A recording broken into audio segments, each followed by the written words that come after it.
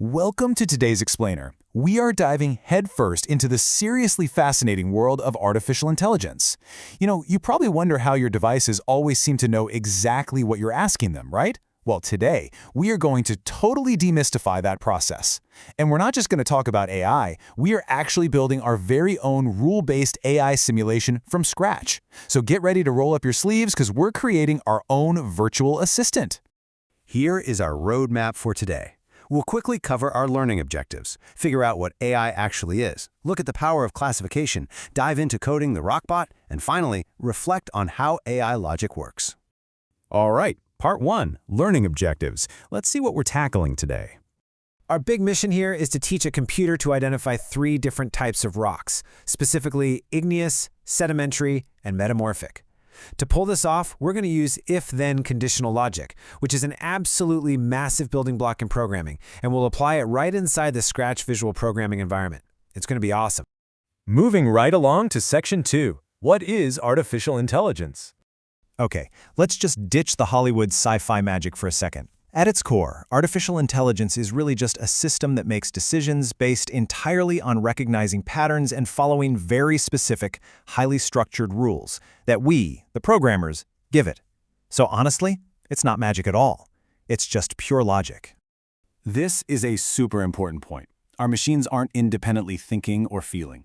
When your phone categorizes photos of your dog, it doesn't actually know your dog the way you do. It's simply executing logical steps and recognizing visual patterns that some engineer designed for it. Understanding this hard boundary between human thought and machine execution, that is an absolute game changer for mastering computer science. Okay, section 3, the power of classification. This brings us to one of the absolute most common things any AI does, classification. Now, you do this literally every single day. Think about sorting your laundry. Darks in this pile, lights in that one. You're classifying based on the attribute of color. Well, AI does the exact same thing, just incredibly fast. It can look at mountains of data and sort it into distinct categories based on very specific features. For our specific project today, we've got a data set of 3 main rock types. We have igneous rocks, like granite, which literally cooled from magma. We've got sedimentary rocks, like sandstone, formed from compressed layers. And finally, metamorphic rocks, like marble, which are completely changed over time by intense heat and pressure. We basically need our AI to learn these exact features so it can automatically categorize them for us. And this right here perfectly highlights the difference between human intuition and machine logic. A human geologist can look at a rock, instantly synthesize years of experience, check the texture, and just say, yeah, that's granite.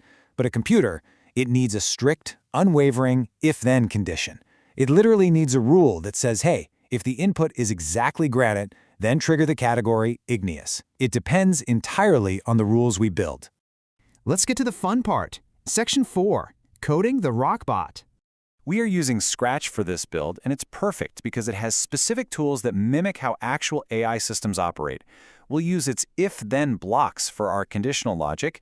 We've got ask and answer sensing blocks to take in human input, and this is the best part, we are adding a text-to-speech extension so our AI will literally talk back to us. How cool is that? So here is the blueprint for our Rockbot.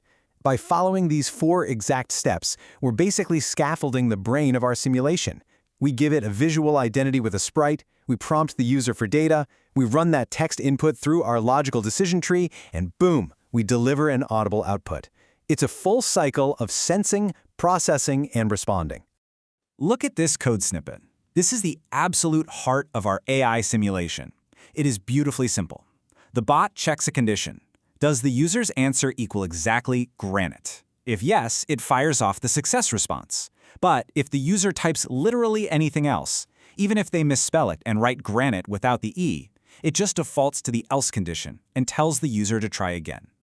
Bringing it all home with section 5, reflecting on AI logic. All right, now that our Rockbot is up and running, let's step back for a second. Ask yourself this. If a user types obsidian into our Rockbot, what happens? Well, unless we specifically wrote an if-then rule for obsidian, the bot is going to completely fail. It'll probably just say, try again.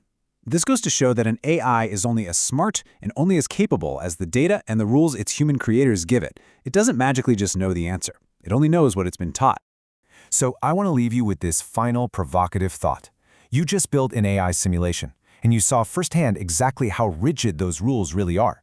So tomorrow, when you're interacting with some incredibly complex technology, whether it's a social media algorithm or a smart speaker, ask yourself, who exactly wrote the rules that system is following? What invisible if-then statements are guiding what it shows you? And what else could it be learning from the data you provide?